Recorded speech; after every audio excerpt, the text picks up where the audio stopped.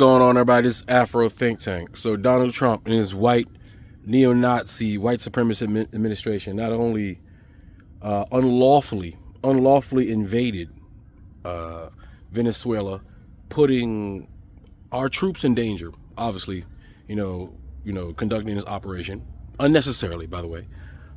They've actually captured Maduro, the president of the country, because I guess white supremacy in America says that, whenever they don't like somebody, they go in their country, their sovereign country, and they take them away. They remove them from power. You see, I want everybody to pay. This is a teaching moment, because you always wondered how Africa got destabilized. How did we African Americans end up over here? Well, I want you to watch today's example and see that these people have never changed. They're still using their ships, going off the coast of countries that they have superior firepower over, firing their weapons from a safe distance to destroy infrastructure built by those people, and dismantling their leadership. And then, more than likely, placing a leader that will do the business that American corporations and Jewish corporations and European corporations want them to do. That is, give them access to that vast oil wealth Venezuela has, because Russia done cut them off.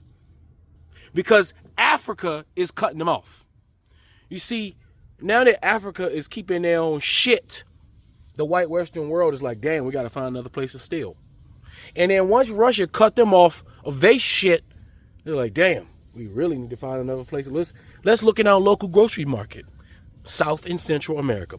The place that America has decided that no other country, no other empire, no other power, no other group of people can do business with unless we approve, unless they check in first, unless we get in our cut. And if we don't get our cut, we will go in there and remove your president. You want to know why countries are destabilized? Look what America's foreign policy is. Now, if for Big Dog Trump, right, who wanted that goddamn Nobel Peace Prize, it was laughable. He only wanted it because Barack Obama got it. That's really because a black man got it. There's another insecurity these supposedly powerful white people have. Still can't measure themselves up to a black man, and they continue to try, right? Not only do we got this guy starting wars and shit, what are you going to do with the Venezuelans that's in the country? You see, most of the Latinos here are Venezuela, where I'm from, Maryland. So because you're attacking their home country, are you going to start being suspicious towards Venezuelans that do anything? Are you going to start saying that they're working for the criminal terrorist country of Maduro, of Venezuela and Maduro? Are you going to say they're part of the cartel or the government? Because last time I checked, you lied to America like you always do and said it was about drugs, but then you start taking down their oil tankers. You start stealing the oil tankers. You start using our precious American trained soil blood men and women to procure resources for your CEOs and corporations. You're putting them in harm's way while killing hundreds and hundreds of innocent people, whether they be Trinidadians, whether they be Venezuelans, or anybody on a fishing boat. You just go and you old analog white people are so outdated that you think you can come on a TV and be like, yeah, they got weapons of mass destruction. How do we know? Somebody told me. Let's go invade. Oh yeah. They did Pearl Harbor. Yeah, we didn't see them coming at all. There's no way we saw, even when we get radar, we didn't see them coming at all. Yeah, they attacked us. Yep. Let's go ahead and enter World War II. Yeah. Oh, they hit a cruise ship that just happened to be in the middle of the goddamn Atlantic Ocean with only Americans on it, even though it was a British cruise ship. Yeah, killing a whole bunch of Americans. Let's enter World War I. I mean, come on, man. They've always found a reason to get us into war. Why? War is money. Huh? The military-industrial complex wants money. War is what's necessary for these companies to make money. They spend all these years and millions of dollars making more white weapons that can kill more people more efficiently, and they want to sell those things. And since America doesn't allow these corporations all the time to sell it to other countries, America says, well, we'll be the only buyer, and we'll make sure we use them so you can keep on manufacturing them. How about that? All right, we'll start a new goddamn war. Oh, yeah, and Donald Trump, he needs a war. He needs you guys. He needs a war. Oh, yeah, back to these Venezuelans. So when a Venezuelan does anything, if he walks across the street, not on a crosswalk, are you going to arrest him as a terrorist, as a spy? Are you going to have internment camps? You're going to start rallying up Venezuelans, I mean, you're already rallying them up anyway with your clandestine ICE military force, with a bunch of unqualified, fat, local, bald, fucking police officers who can't chase nobody. And you just gave them a federal title and shit and gave them all this power they don't deserve. Like, what are you going to start? So, do you know what Venezuela look like? Are you going to attack all Latinos because they all look Venezuelan? Huh? Is that it? Now all Latinos, Mexicans, they all Venezuelan now, right? So we need to be harsher in America because who knows? Maybe they'll commit an act of terrorism, to support of their country, to support of the drug cartel. Because apparently, I guess the military base over there was pushing the drugs. I guess the president was the head of the cartel. How come he ain't got no smoke for the real cartel in Mexico? And if you care so much about a dictator, you're gonna say, "Oh, I'm liberating these people." Why don't you go keep that same energy with Putin? Huh? You so tough with a little Venezuela that can't do nothing, but you can't go ahead and do nothing on these big boys, huh? Yeah, go to Africa and do that shit. See what happened, right? Yeah, you went there, you helped not. We know what that is. I know what that shit was in the north, right? Nigerians been wanting you to do that shit. Y'all did it one fucking time, and I ain't heard nothing since. Y'all not consistent, right? Y'all should have did. If y'all should have spent your money, go back to Nigeria and blast them goddamn Arabs in the north. Go do that shit. At least you get something out of it, all right? That's some goodwill shit. All right, this Venezuelan shit, nah. And oh yeah, by the way, the only reason you Americans are doing that because you know that corridor from Nigeria to Morocco is important. So you need it's financially beneficial to you to make sure that the north of Nigeria is stable. All of you white Westerns, even though you guys are the ones who destabilized it, but now you need that motherfucking oil because Russia cut your motherfucking ass off. You need that Nigerian oil and that pipeline to go straight to Europe because y'all starving out there in Europe. Europeans are starving. Y'all ain't got no oil. Y'all ain't got no power. Even Moscow, with all that oil, their fucking lights are going out. Y'all people are going out in Europe. Y'all ain't got shit. Y'all starving and y'all getting cold in Europe. So y'all need to go steal some more shit. Y'all about to go back to your old Viking ways. Go steal something from somebody else. Go disrupt somebody else's government. You don't let the Venezuelan people handle their own shit. No, you big bad American, we got to do it. When somebody gonna do for America what America just did for Venezuela and remove their fucking tyrannical dictator? How about that shit?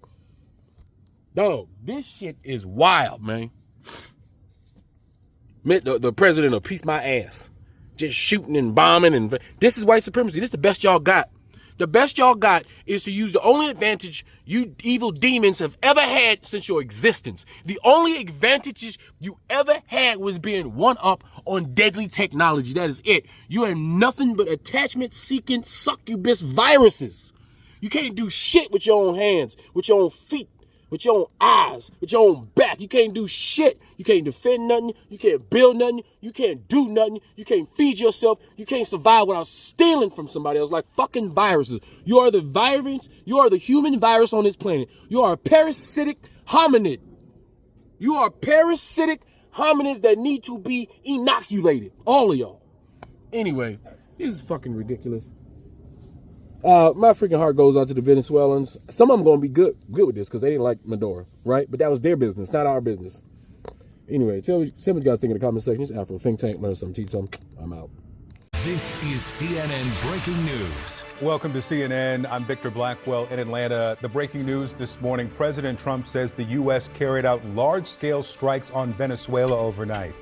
He says its president, Nicolas Maduro, and his wife, Celia Flores, have been captured and flown out of the country. Attorney General Pam Bondi says both of them have been indicted and in a social media post says that they will, quote, soon face the full wrath of American justice. The Venezuelan vice president says that she has no idea where Maduro and the First Lady are. Faced with this brutal situation and this brutal attack, we do not know the whereabouts of President Nicolas Maduro and First Lady Celia Flores. We demand immediate proof of life from the government of President Donald Trump, proof of life for President Maduro and the First Lady. President Trump says that he'll address the nation on the strikes from Mar-a-Lago later this morning. Right now, it's quiet in the capital of Caracas just hours after the strikes, but earlier explosions rocked Venezuela, knocked out power, and sent people running outside.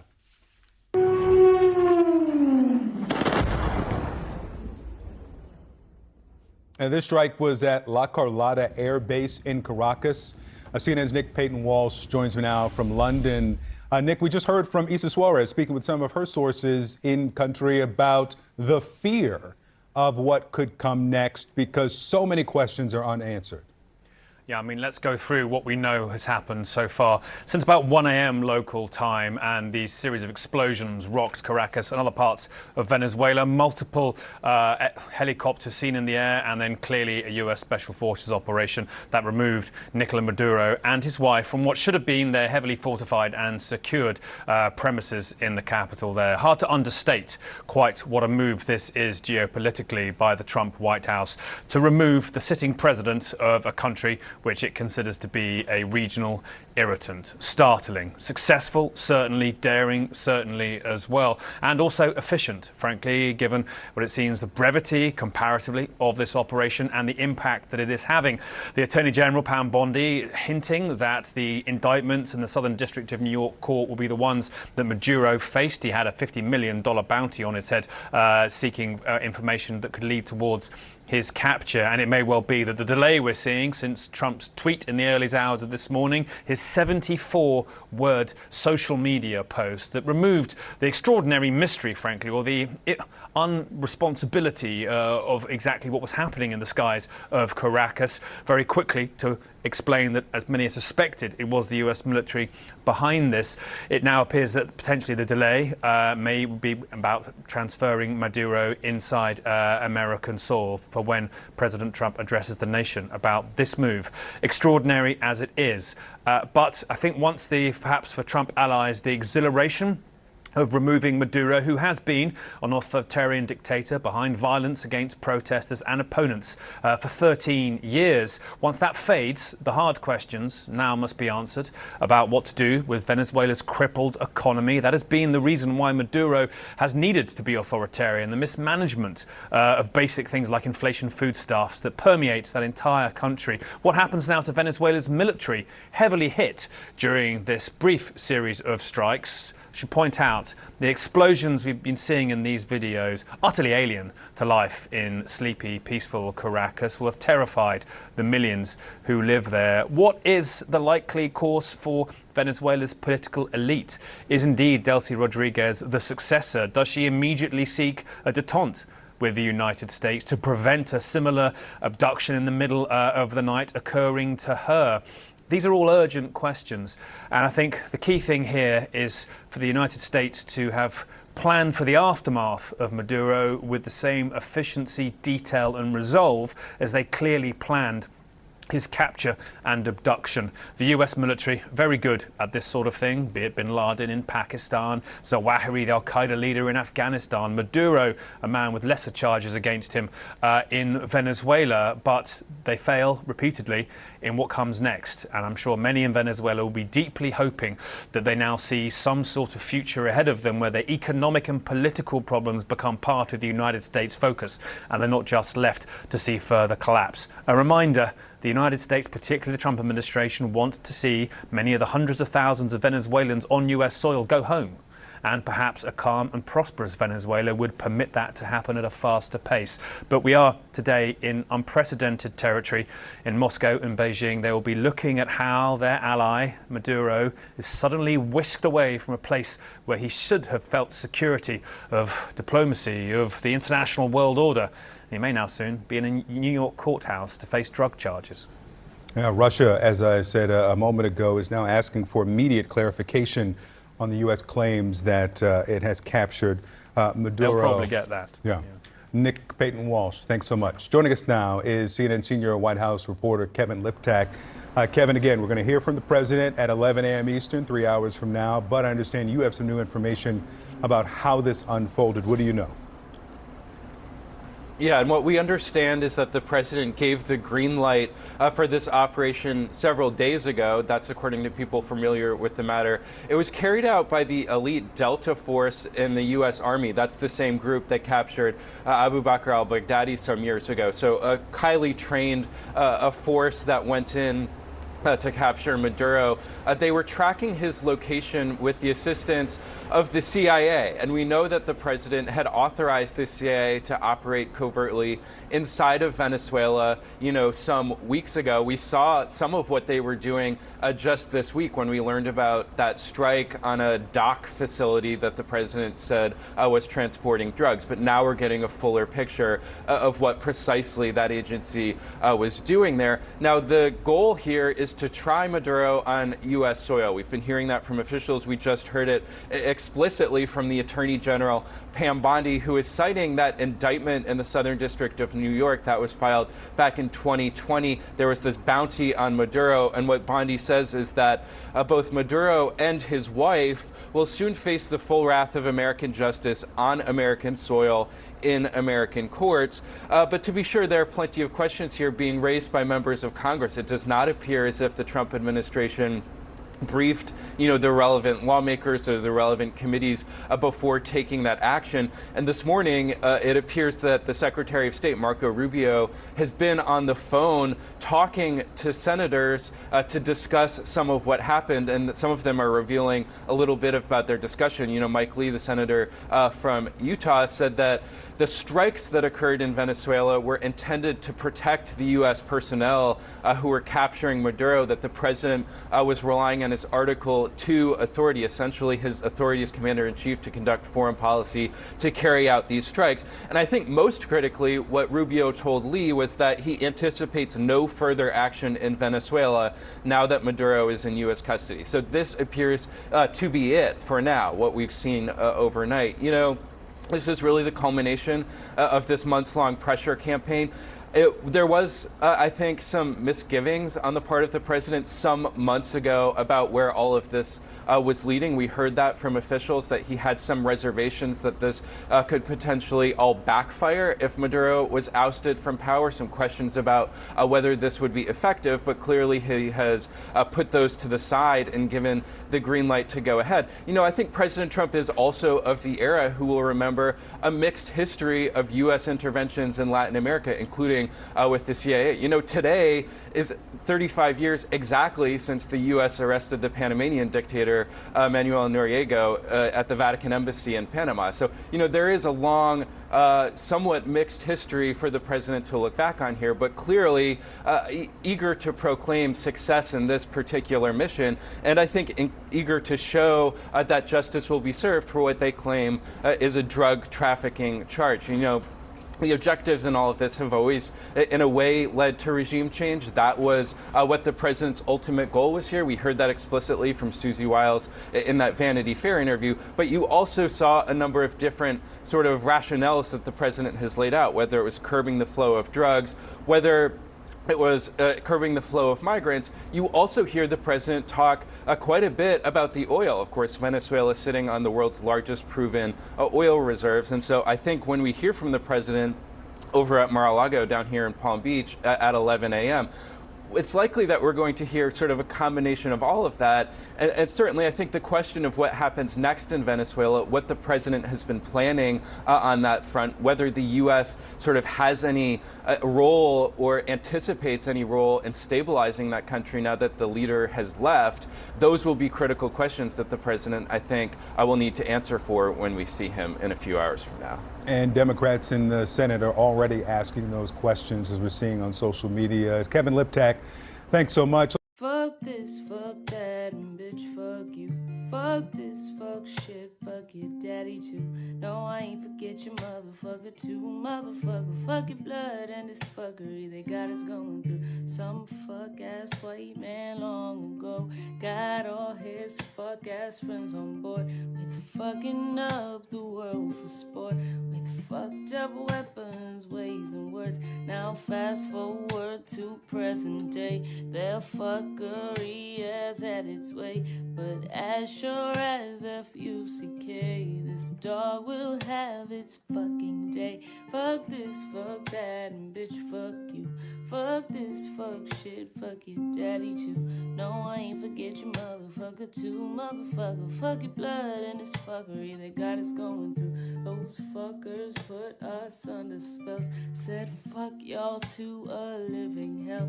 Fuck all the laws that nature tells. So we die cursed while they live well. But fuck, I've had it up to here. I curse their curses with no fear. I give no fucks, I live to hear the song that justice sings so clear. Free Sudan! Boycott diamonds and gold! Free Sudan! Boycott diamonds and gold! We most definitely cannot forget about the people of Sudan! Thanks for watching Afro Think Tank. Don't forget to like, share, and subscribe. And follow me on Substack and Patreon for more content. Remember, it's Pan-Africanism or nothing.